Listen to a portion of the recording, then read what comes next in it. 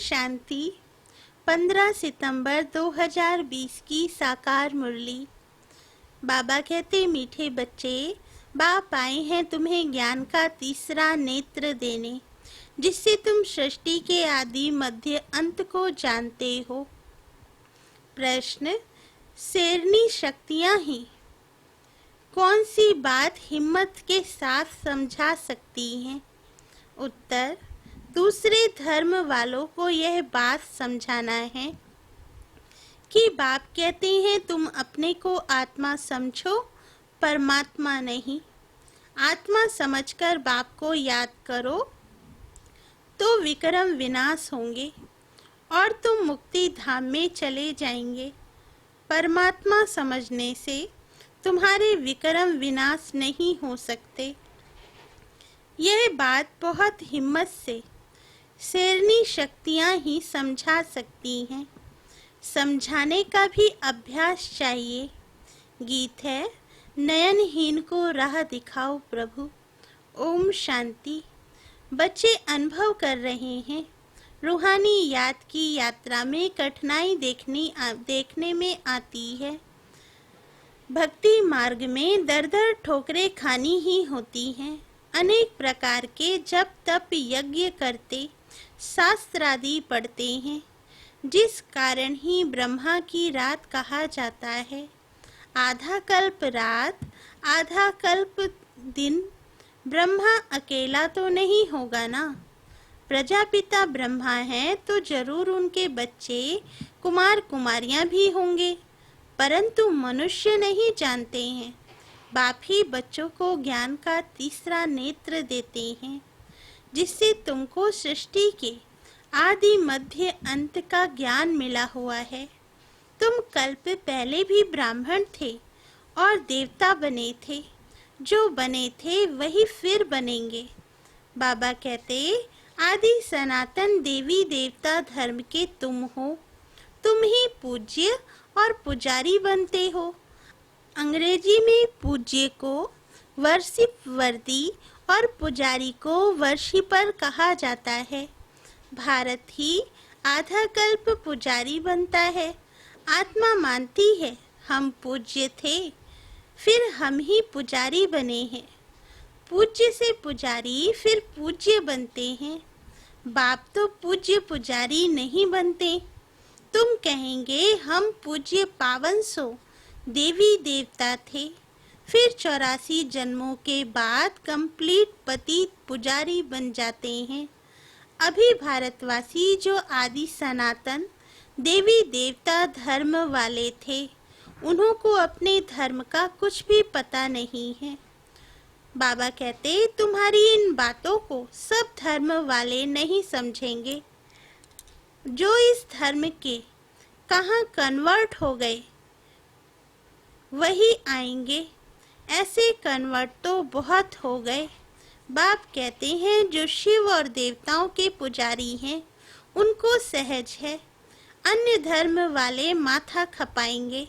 जो कन्वर्ट होगा उनको टच होगा और आकर समझने की कोशिश करेंगे, नहीं तो मानेंगे नहीं। आर्य समाजियों में से भी बहुत आए हुए हैं, सिख लोग भी आए हुए हैं।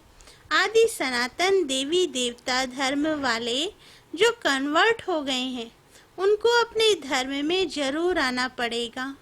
झाड़ में भी अलग अलग सेक्शन हैं, फिर आएंगे भी नंबरवार। टाल टालियां निकलती रहेंगी। वे पवित्र होने कारण उन्हों का प्रभाव अच्छा निकलता है। बाबा कहते, इस समय देवी देवता धर्म का फाउंडेशन है नहीं, जो फिर लगाना पड़ता है। बहन भाई तो बनाना ही पड़े।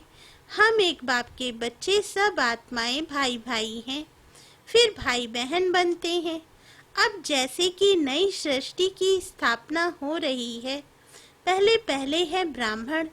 नई सृष्टि की स्थापना में प्रजापिता ब्रह्मा तो जरूर चाहिए। ब्रह्मा द्वारा ब्राह्मण होंगे। इनको रुद्र ज्ञान यज्ञ भी कहा जाता है। इसमें ब्राह्मण जरूर चाहिए। प्रजापिता ब्रह्मा की औलाद जरूर चाहिए। वह हैं ग्रेट ग्रेट ग्रैंडफादर।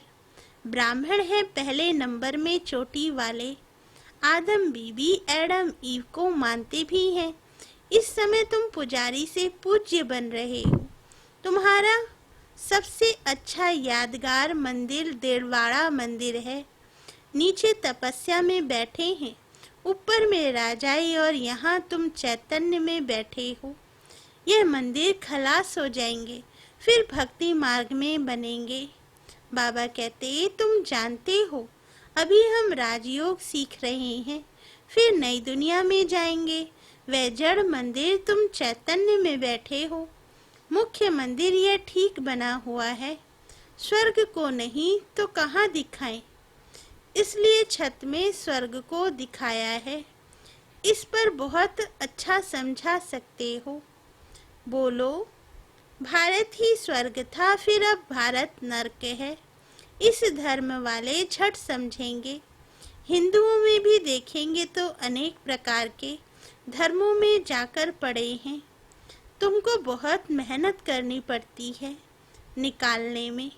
बाबा ने समझाया है, अपने को आत्मा समझ मामे कम याद करो बस, और कुछ बात ही नहीं करना चाहिए। जिनका अभ्यास नहीं, उनको तो बात करनी भी नहीं चाहिए, नहीं तो बीके का नाम बदनाम कर देते हैं। अगर दूसरे धर्म वाले हैं तो समझाना चाहिए कि यदि तुम मुक्ति धाम में जाना चाहते हो तो अपने को आत्मा समझो, बाप को याद करो। अपने को आत्मा, अपने को परमात्मा नहीं समझो। अपने को आत्मा समझ बाप को याद करेंगे तो तुम्हारे जन्म जन्मांतर के पाप कट जाएंगे और मुक्ति धाम में चले जाएंगे। तुम्हारे लिए यह मनमना भव का मंत्री बस है, परंतु बात करने की हिम्मत चाहिए। शेरनियाँ शक्तियाँ ही सर्विस कर सकती हैं। सन्यासी लोग बाहर में जाकर विलायत वालों को ले आते हैं कि चलो तुमको स्पिरिचुअल नॉलेज देवें। अब वह बाप को तो जानते ही नहीं, ब्रह्म को भगवान समझ कह देते, इसको याद करो, बस यह मंत्र दे देते हैं। जैसे किसी चिड़िया को अपने पिंजरे में डाल देते हैं, तो ऐसे ऐसे समझाने में भी टाइम लगता है। बाबा ने कहा था, हर एक चित्र के ऊपर लिखा हुआ हो शिव भगवान वाच। बाबा कहते, तुम जानते हो इस दुनिया में धनी बिगैर सब निधन के हैं। पुकारते हैं तुम मात पिता, अच्छा उनका अर्थ क्या? ऐसे ही बोलते रहते, तुम्हारी कृपा से सुख घनेरे। अब बाप तुमको स्वर्ग के सुख के लिए पढ़ा रहे हैं, जिसके लिए तुम पुरुषार्थ कर रहे हो। जो करेगा वह पाएगा। इस समय तो सब पतित हैं। पावन दुनिया तो एक स्वर्ग ही है। यहाँ कोई भी सतो प्रधान हो न सके। सतयुग में जो सतो प्रधान थे, वही तमो प्रधान पतित बन जाते हैं। बाबा कहते, क्राइस्ट के पिछाड़ी जो उनके धर्म वाले आते हैं, वह तो पहले सतो प्रधान होंगे ना। जब लाखों की अंदाज में होते हो, तब लश्कर तैयार होता है लड़कर बादशाही लेने। उनको सुख भी कम तो दुख भी कम। तुम्हारा जैसा सुख तो किसको मिल ना सके। तुम अभी तैयार हो रहे हो सुख धाम में आने के लिए। बाकी सब धर्म कोई स्वर्ग में थोड़े ही आते हैं। बाबा कहते, भारत जब स्वर्ग था तो उन जैसा पावन खंड कोई होता नहीं। जब बाप आते हैं तभी ईश्वरीय राज स्थापन होता है।